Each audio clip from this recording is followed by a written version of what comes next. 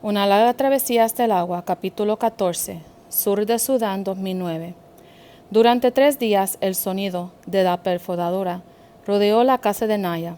En la tercera tarde, Naya se unió a los otros niños reunidos alrededor de la zona de perforación. Los adultos suspendieron por un momento su tarea de golpear rocas y se acercaron también. Los trabajadores parecían entusiasmados. Se movían rápido mientras el líder daba órdenes. Entonces, ¡splash! Un chorro de agua se elevó alto en el aire. No era el agua que los trabajadores habían estado vertiendo al pozo. Era agua nueva, agua que surgía del pozo. Todos festejaron al ver el agua. Todos rieron al ver a los 2 trabajadores que estaban operando la perforadora. Estaban empapados, su ropa estaba completamente empapada. Una mujer entre la multitud comenzó a cantar una canción para celebrar. Naya acompañaba con las palmas junto a los otros niños. Sin embargo, al ver el agua que salía del pozo, Naya frunció el ceño. El agua no era transparente, era marrón y se veía densa. Estaba llena de lodo.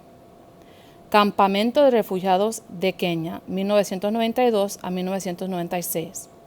Salva tenía ahora 22 años. En los últimos 5 años había vivido en campamentos de refugiados en el norte de Kenia, primero en el campamento de Kakuma y luego en Ifo. Kakuma había sido un lugar aterrador, aislado en el medio de un desierto seco y ventoso.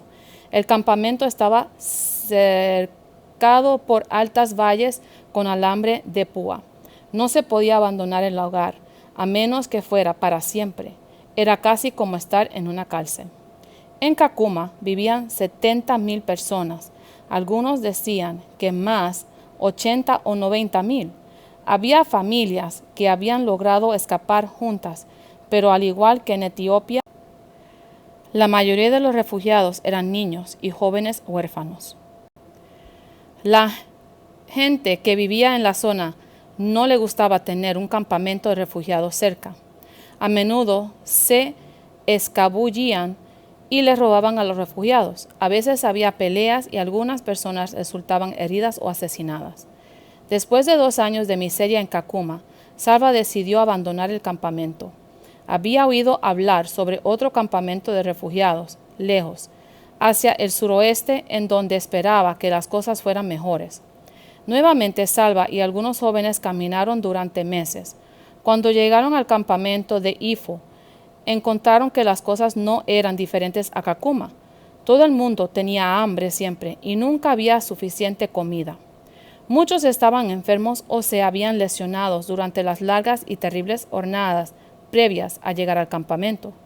Los pocos médicos voluntarios que había no podían ocuparse de todos los que necesitaban ayuda. Salva se sentía afortunado, al menos tenía buena salud. Estaba muy ansioso por trabajar, ganar algo de dinero para poder comprar más comida. Incluso soñaba con ahorrar algo de dinero para algún día poder dejar el campamento y continuar con su educación de alguna manera.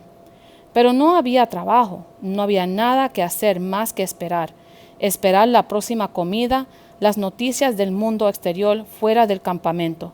Los días eran largos y vacíos. Se convirtieron en semanas, luego meses, luego años. Era difícil mantener la esperanza cuando se tenía tan poca para alimentarla. Michael era un trabajador humanitario, un voluntario de un país llamado Irlanda. Salva había conocido a muchos trabajadores humanitarios. Venían y se iban, se quedaban en el campamento durante semanas o como mucho durante meses. Estos voluntarios venían de muchos países, pero solían hablar en inglés entre ellos. Pocos refugiados hablaban inglés, por lo que la comunicación con los voluntarios solía ser difícil. Después de tantos años en los campamentos, Salva podía entender un poco de inglés. Incluso trataba de hablarlo de vez en cuando, y Michael casi siempre parecía entender lo que Salva intentaba decir. Un día después del desayuno, Michael habló con Salva. Parece que tienes interés en aprender inglés, dijo. ¿Te gustaría aprender a leerlo? Las clases comenzaron ese mismo día. Michael escribió 3 letras en un pequeño trozo de papel. A, B, C, dijo, y le entregó el papel a Salva. A, B, C, repitió Salva. Durante el resto del día, Salva repitió A, B, C, a veces para sus adentros, a veces en voz baja. Miró el papel unas 100 veces y practicó dibujar las letras en la tierra con una rama una y otra vez. Salva recordaba que había aprendido a leer árabe cuando era niño. El alfabeto árabe tenía 28 letras, el inglés solo 26. En inglés las letras se mantenían separadas, lo que hacía más fácil distinguirlas.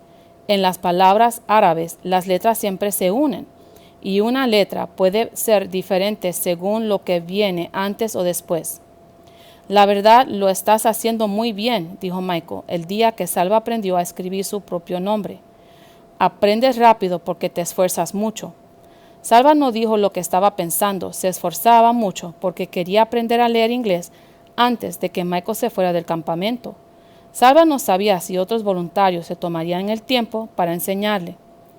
Pero cada tanto es bueno descansar. Hagamos algo diferente para variar. Creo que serías bueno en esto. Eres alto. Así, Salva aprendió 2 cosas de Michael, a leer y a jugar el voleibol. Un rumor comenzó a extenderse por el campamento. Comenzó como un murmuro, pero pronto Salva sintió como si fuera un rugido en sus oídos. No podía pensar en otra cosa. Estados Unidos de América. El rumor era que unos 3,000 niños y jóvenes de los campamentos de refugiados iban a ser elegidos para vivir en Estados Unidos. Salva no podía creerlo. ¿Cómo podía ser? ¿Cómo llegarían allí? ¿Dónde vivirían? Seguramente es imposible. Sin embargo, tras unos días, los trabajadores humanitarios confirmaron la noticia. Todos hablaban solo de eso. Solamente quieren personas sanas. Si estás enfermo, no te elegirán. No te llevarán si alguna vez has sido soldado de los rebeldes. Solo eligen huérfanos. Si tienes familia, debes quedarte aquí. Pasaron semanas, luego meses. Un día publicaron un anuncio en el puesto de administración del campamento. Era una lista de nombres. Si tu nombre estaba en la lista, significaba que había sido elegido para el siguiente paso, la entrevista. Luego de la entrevista, podrías ir a Estados Unidos. El nombre de Salva no estaba en la lista, tampoco en la siguiente lista ni en la que siguió. Muchos de los niños elegidos eran más jóvenes que Salva. Quizás en Estados Unidos no quieren personas grandes, pensaba. Cada vez que publicaron una lista, el corazón de Salva latía fuerte mientras leía los nombres. Intentaba no perder la esperanza. Al mismo tiempo, intentaba no tener demasiadas esperanzas. A veces se sentía dividido entre la esperanza y la desesperanza. Una tarde ventosa, Michael fue corriendo a la carpa de Salva. ¡Salva! ¡Ven rápido! ¡Tu nombre está en la lista de hoy! Salva se puso de pie, de un salto, y ya estaba corriendo antes de que su amigo terminara de hablar. Cuando se acercó al puesto de administración, se detuvo e intentó recuperar el aliento. Podría haberse equivocado. Podría haber otra persona llamada Salva. No miraré de golpe. De lejos podría haber un nombre parecido al mío. Tengo que estar seguro. Salva se abrió paso a través de la multitud hasta que estuvo frente a la lista. Alzó la cabeza lentamente y comenzó a leer los nombres. Allí estaba, Salva Dutt, Rochester, New York. Salva iba a Nueva York. Iba a Estados Unidos.